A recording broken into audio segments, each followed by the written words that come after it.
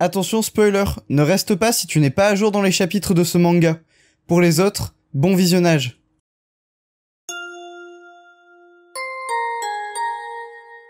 Bonjour à tous, c'est Saliste et on se retrouve aujourd'hui pour la review du chapitre 346 de My Hero Academia, un chapitre qui, vous allez le voir, est centré principalement sur le combat contre Shigaraki et ça va être incroyable les amis. Mais avant que la vidéo ne commence, je vous invite à vous abonner à la chaîne si vous aimez mon contenu et à laisser un pouce bleu sur les vidéos qui vous plaisent, celles-ci inclus. Aussi, j'ai créé un compte TikTok, le lien est en description, donc vous pouvez aller me suivre là-bas. Je sais pas si je vais en faire beaucoup, même si je vais essayer quand même d'en proposer au moins un par semaine, voire deux par semaine.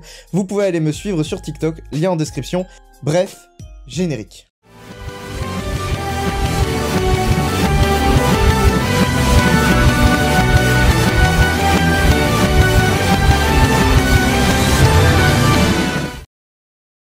Le chapitre s'ouvre donc, comme je l'ai dit dans l'introduction, sur le quartier dans lequel se situent nos héros face à Shigaraki. Donc on voit qu'il y a Mirko, on voit Bakugo, on voit notamment Nejire, on voit également Sun Eater et on voit aussi Headshot, donc tous ces héros-là en gros plan. Et dans le fond, on distingue en petit Best Jeanist. Et donc on apprend sur cette première page de chapitre que Deku n'est pas avec eux comme on pouvait s'y attendre lors du dernier chapitre, on l'a vu, hein, il a été entraîné par Toga. Et Best Jeanist s'étonne et demande à Bakugo où est-ce qu'il est. Bakugo ne sait absolument pas où il est et nos autres héros disent que ce n'est pas grave, ils vont quand même commencer à se battre contre Shigaraki. Ils n'ont pas besoin d'attendre que Izuku soit là pour commencer à se battre, même si le plan semble en partie compromis puisque ça reposait quand même principalement sur le combat Izuku-Shigaraki. On retrouve donc un Shigaraki dans les airs qui est en train de se demander où est-ce qu'il se situe. Il voit que l'horizon est très bas et que le ciel est quand même vachement haut. Du coup, il sait qu'il se situe dans le ciel. Il se rend aussi compte qu'il est seul. Il n'a aucun des évadés de prison avec lui. Mais il considère ça comme, de toute façon, un manque léger puisqu'il dit qu'il va pouvoir quand même gagner sans eux. Il tente donc d'utiliser son alter principal, Decay, donc cet alter de désintégration qui se propage en fait.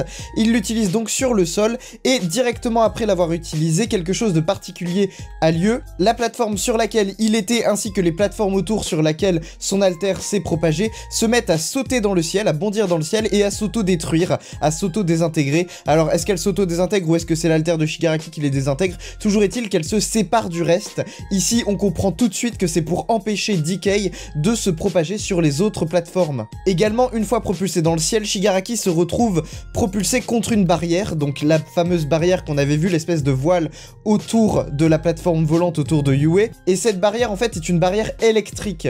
Elle électrocute donc Shigaraki, l'empêchant momentanément de bouger et également de réfléchir puisque son activité cérébrale se retrouve surchargée puisque comme vous le savez les neurones c'est un signal électrique qu'ils envoient au cerveau. Du coup ici ces neurones se sont retrouvés surchargés pendant quelques secondes. Best Jeanist en profite donc pour saisir Shigaraki et le propulser contre le sol, du coup pour le blesser.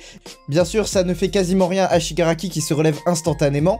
Il est assez subjugué par l'utilisation de blocs qui sautent dans les airs et qui se désintègrent donc sans pouvoir propager Decay aux autres blocs autour d'eux, mais du coup ici Shigaraki dit à Best Jeanist que de toute façon il va réussir à détruire cet endroit en très peu de temps puisqu'il lui suffit juste de Decay tous les blocs.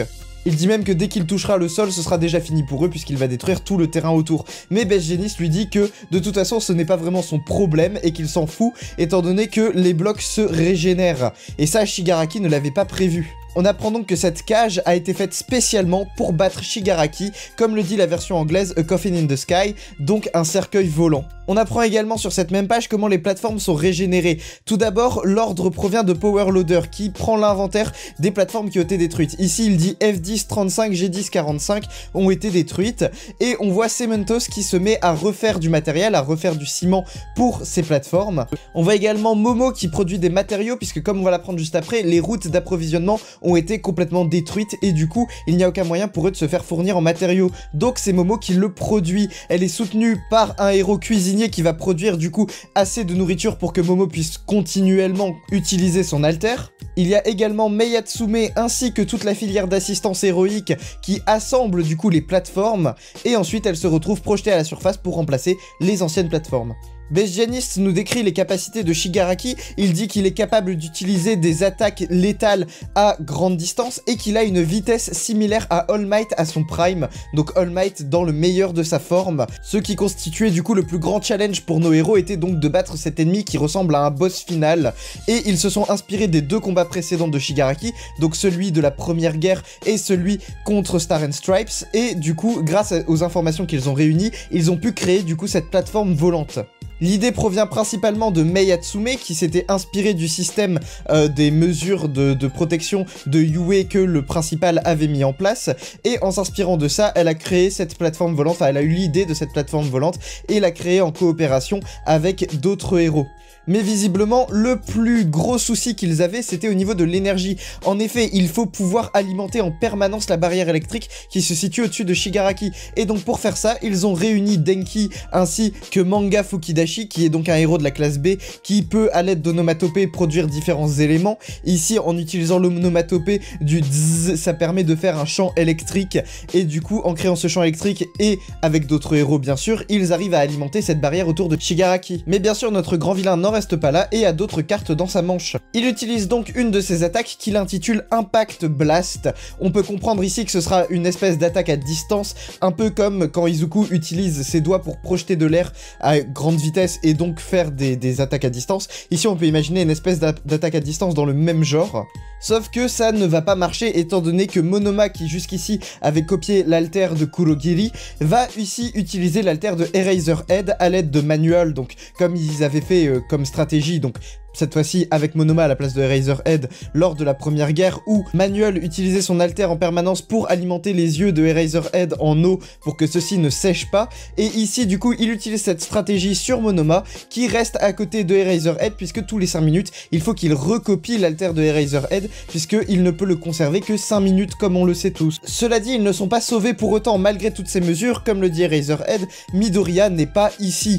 Ils ne savent pas où est-ce qu'il se trouve, et c'était lui le plus grand atout contre Shigaraki, puisque la version actuelle de Shigaraki est complètement différente de celle qu'ils ont combattue à Jakku, elle est beaucoup plus puissante, puisque cette fois-ci il est complet. En même temps, on voit Shigaraki modifier son bras, essayer de créer plusieurs mains, on voit plusieurs doigts qui sortent de son bras, et en fait, je me demande si c'est un alter ou si c'est directement une modification qu'il apporte lui-même. En fait, je ne sais pas comment il fait pour faire ça, puisque ces alters sont censés être bloqués par Monoma, mais bon, ici, on voit qu'il arrive quand même à créer cette espèce de main et il la projette pour essayer d'attaquer nos héros, et il dit à la fin du chapitre « Tu étais tellement cool avant Eraserhead, quelle déception !» En bref, ici Shigaraki fait encore écho aux 2 fois où il avait dit que Eraserhead était trop cool, la première fois lors de l'attaque du SCA et la deuxième fois lors du combat à Jakku, mais ici Eraserhead n'est plus aussi cool qu'avant puisqu'il ne possède plus qu'un seul œil sur ses 2 yeux.